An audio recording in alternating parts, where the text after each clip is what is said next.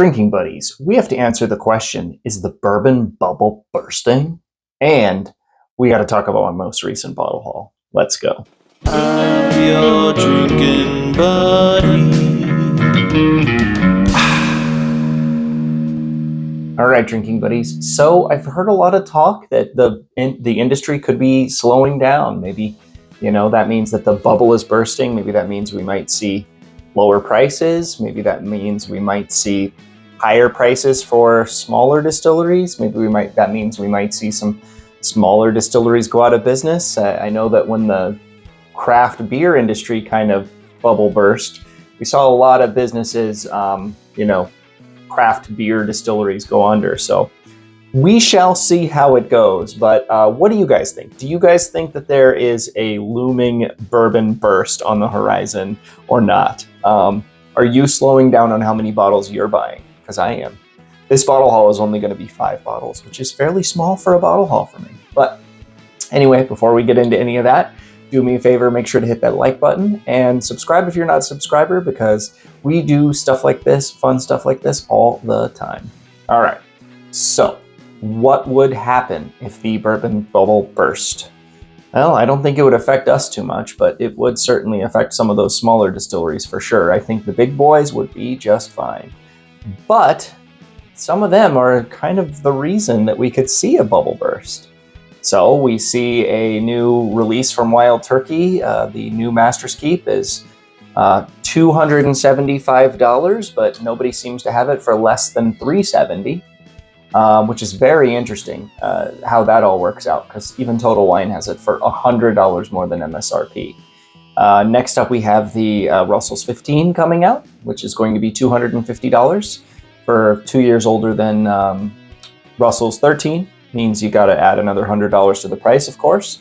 Are you going to be buying either of these? I'm going to be passing on both of them. I have already passed on the Master's Keep, which is sad because I love that release. Every year, I think that's one of the better releases of the year, until last year when they released a pile of garbage, and charged $300 for it. But their pricing system is going to cause them problems if that bubble does in fact burst. But what does it even mean? Could that mean that we would see more allocated bottles on shelves? Does that mean that, you and I just stop chasing some of these limited edition offerings? Tell me what you think in the comments. Do you think it's bursting? Are you slowing down on how many bottles you buy? Do you think that the Wild Turkey pricings, increases as of recent are outrageous? Do you think they're warranted, since people are going to pay those prices secondary anyway? You tell me in the comments. Anyway, let's do bottle haul, because this is something I haven't done in over a month, because I have bought less bottles than I normally do. First up, you guys already know I have this because I did a short where I compared this to regular Old Grandad Old Grandad Bonded.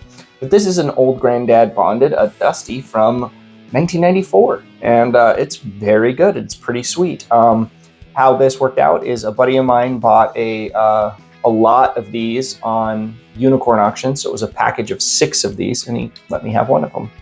And it's fantastic, and you may have already seen the review of it. Next up, this is another one you may have already seen, but Four Roses LE from 2022. I did a trade for this, and I did an episode with Brian from the Chill Filtered podcast where we went through this bottle and compared it to 2 other Four Roses LEs, as well as one that I blended together. If you haven't seen that video yet, it's very fun, because my blend may or may not do very well. Next up, I don't think I've posted a video about this yet, but I did get the Silver Grove Straight Rye Whiskey Barrel Proof from New Riff. This is a 4-year rye out of New Riff at 116 proof, barrel proof, 95 rye, 5 malted rye mash bill. This is just a great bourbon. This is a rye. This is just a great rye, but it's going to be Kentucky only. So I had to, do some reaching out to get this. But a good friend on Discord was able to grab it for me. I don't know if he lives in Kentucky or just lives close to Kentucky, but he was able to get me one, shipped it to me really fast too. That's one of the things that's amazing about the whiskey community, is how much we do for each other. The whiskey community is awesome.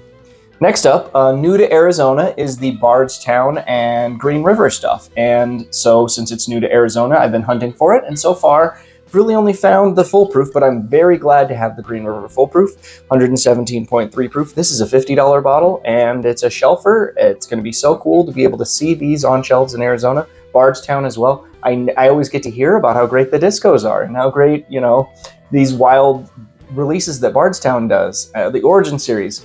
I have to go to another state to try to get them, so that's what's a little bit hard about them. But now they're available in Arizona, yay!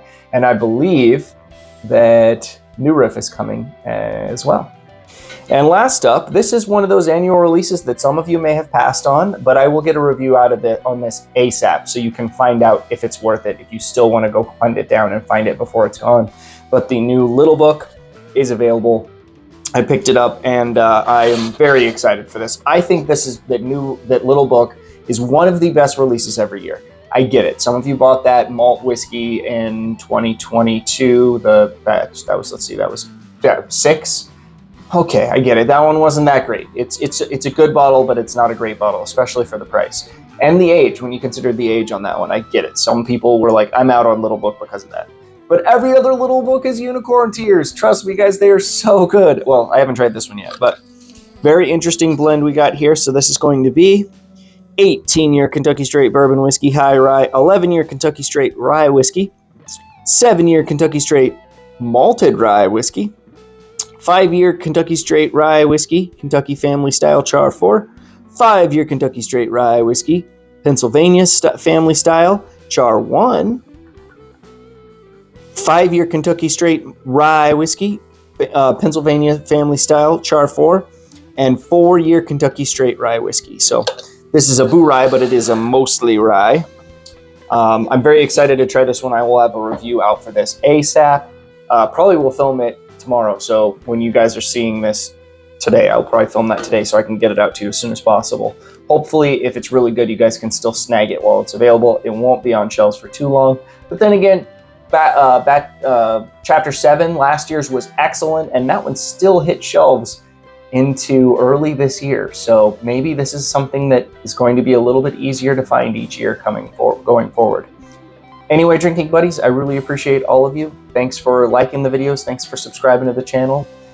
Those of you who clicked the bell, you're legends, and you're here for every video, and I love that. Thank you so much for watching. We'll see you on the next one. And before you go, make sure to leave a comment down below. Don't forget about that. Tell me if you think it's bursting. Are you buying less bottles? What's your bottle haul been recently? Is it your normal 20 bottles, or maybe you're down to 10? Let me know in the comments.